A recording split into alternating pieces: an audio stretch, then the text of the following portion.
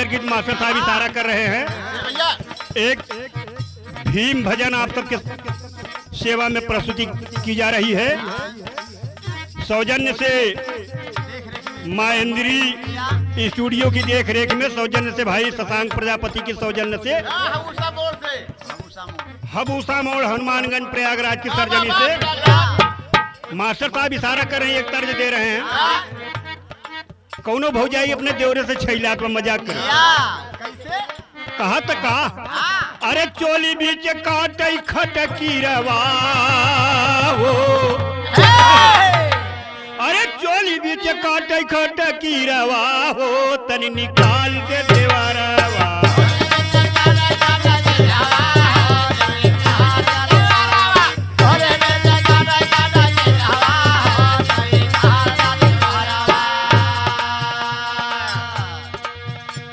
इसी भाव में यह गीत जा रहा है भीम भजन। अरे सुना भाई भीम के भजनिया हो,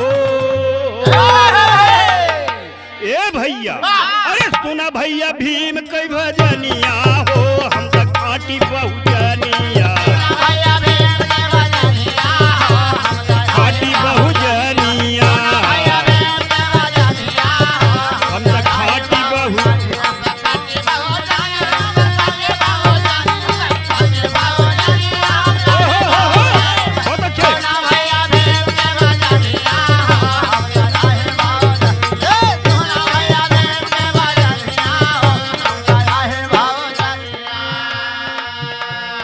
गीत में कहना है बाबा साहब के व्यक्तित्व और कृतित्व को यहाँ पर दिया जा रहा है कि धन्य धन्य बाबा साहब रहे नौ भाती,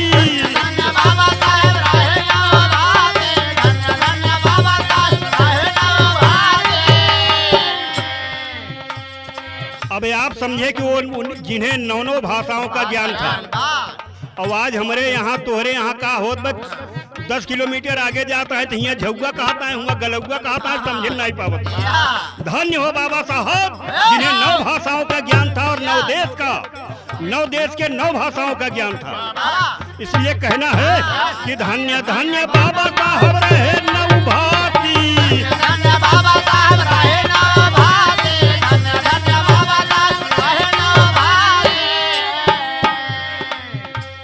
मात्र 33 वर्ष की अवस्था में संविधान निर्माता परम पूज्य डॉक्टर B.R. अम्बेडकर साहब कितने वर्ष में, मात्र 33 साल की अवस्था में 32 कला के माहिर यानी 32 डिग्रियां हासिल किया उन्होंने। इसलिए कहा जाता है धन्य धन्य बाबा साहब रहे नौ भाती,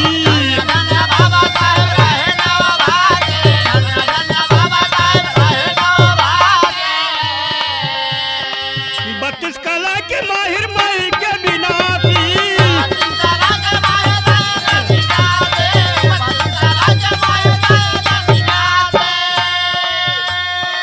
32 डिग्रियां हासिल करके बड़े बड़ों का घमंड चकनाचूर करने वाले बाबा साहब मही के विनाशी। न उन्होंने अहंकार को अपने अंदर लिया और न किसी अहंकारी को अपने सामने पनपने दिया। ऐसे थे बाबा साहब। अरे बाबा साहब त्यागी बलिदानिया हो, अरे बाबा साहब त्यागी बलिदानिया हो, हम सकाटी बहुजनिया,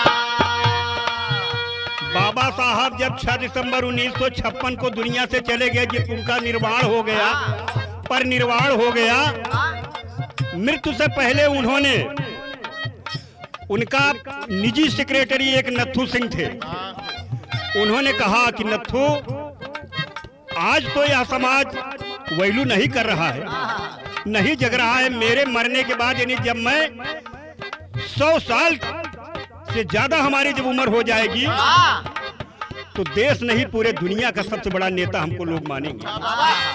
आज वह दिन दिखाई दे रहा है। जो कल गाली दे रहा था आज तख्ती लटकाए घूम रहा है कि मैं बाबा साहब का पुजारी हूँ। जो नेता कल गाली दे रहा था आज वो तख्ती लटका कर घूम रहा है कि बाबा साहब का सच्चा अनुयायी मैं हूँ। धन्य हो बाबा साहब, उनकी बात सामने आ गई। मोरे बाबा भीम रहन विश्व के रतनवा,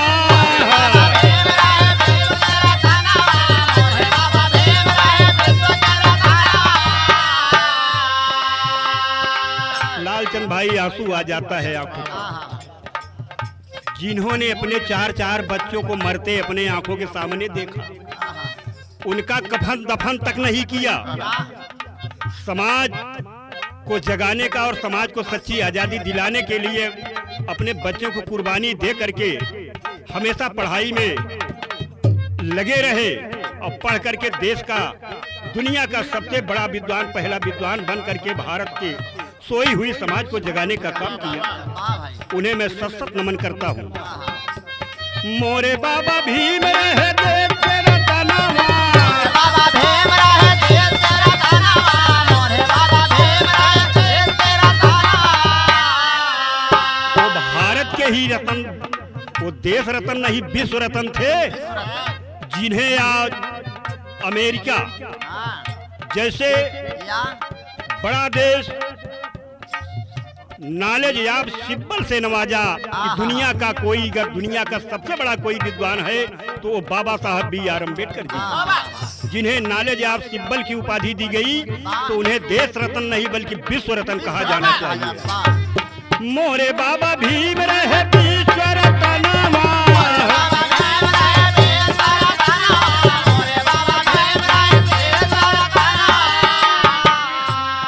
देश बदे नहीं देखे बेटी बेटा हनवा,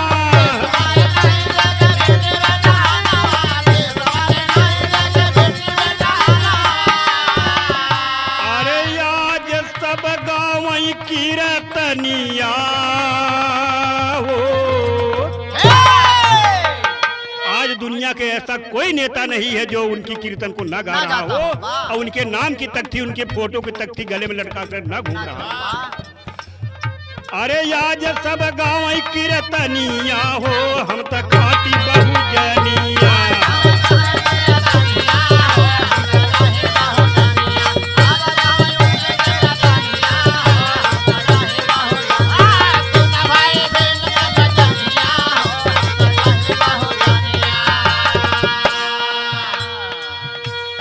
दिसंबर 1956 में बाबा साहेब को इस भारत की सरजमी से दुनिया से चले जाने के बाद एक द्वितीय अंबेडकर के रूप में इस देश में आए, जिनका नाम भी यह देश का कोई ऐसा आदमी नहीं है जो ना जानता। द्वितीय बाबा साहब के रूप में धन्य हो। सन 78 में आए काशीराम हो,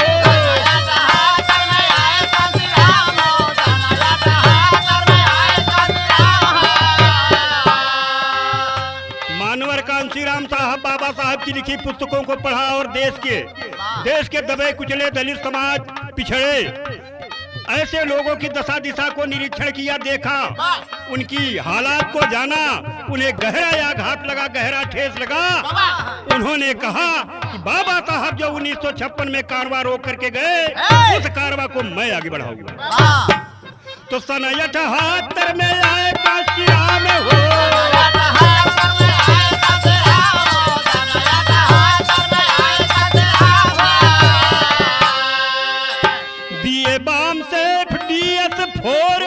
BSP का पैगाम हो, एक संगठन बनाया। 6 दिसंबर 1978 को मानवर कांशीराम साहब बाम से भी एक मिशन बना करके लोगों को जगाने का काम किया।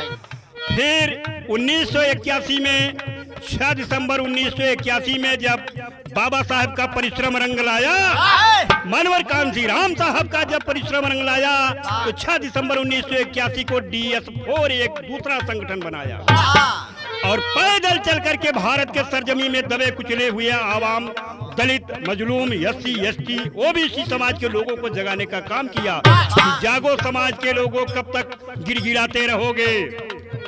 अधिकार कोई भीख नहीं है कि मांगने से मिल जाएगी। देश के लोगों को जगाने का काम किया। अरे नीला झंडा हाथी बानी सनिया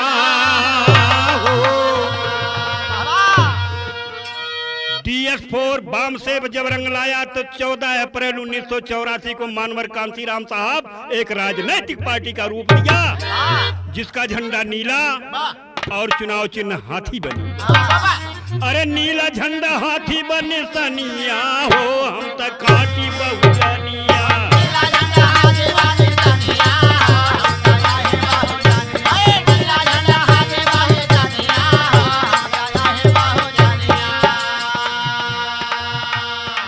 आदरणीय सुने वाले दोस्त, अगली कड़ी में कहना है इस मिशन की सोच क्या थी, एकदम प्रत्यक्ष दिखाई दे रहा है। और नहीं तो इस दबे कुचले समाज के लोगों से पूछ लिया जाए कि मानवर कांसीराम साहब के आने के बाद समाज की दशा दिशा क्या थी, पहले क्या थी, और उनके जाने के बाद, आने के बाद क्या है आज। है हाथी मोरे बहुजनियन का नाज हो,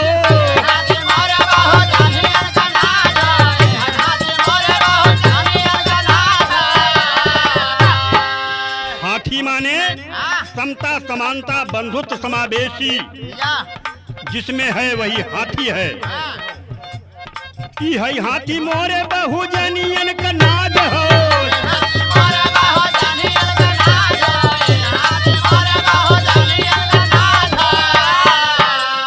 समता, समानता, समावेशी ताज हो।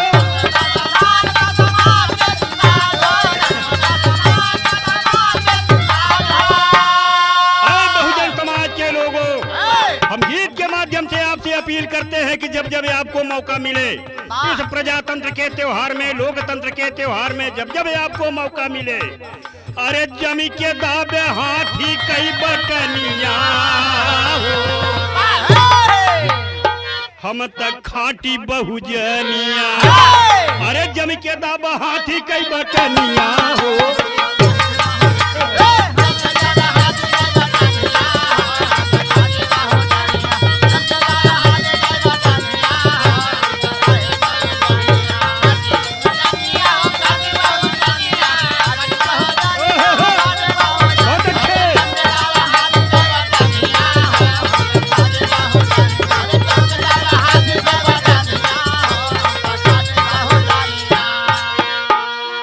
कोई नई बात नहीं है। जब कोई आदमी सही दिशा में जाता है तो भटकाने वाले अनेक लोग मिलते हैं, इसलिए कि सही दिशा में अगर जाएगा तो मंजिल पा जाएगा, मंजिल पा जाएगा तो हमारी नहीं चल पाएगी। इसलिए भटकाने का काम करता है divide and rule in it, तो फूट डालो रहत करो, वही सब चल रहा है।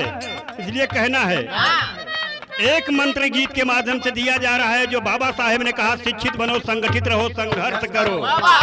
मतलब गीत के माध्यम से कहना है कि भाईचारा कायम कर, कटुता मिटावा,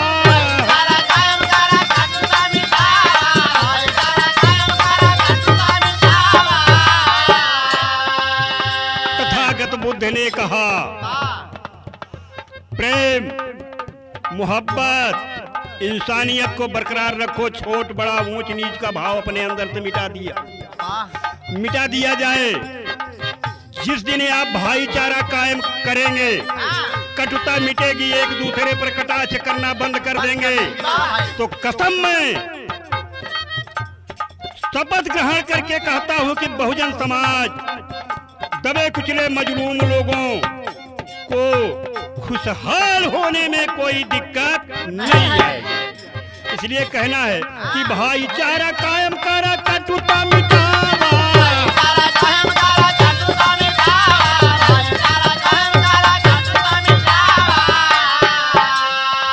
देश प्रदेश में परचम लहरावा,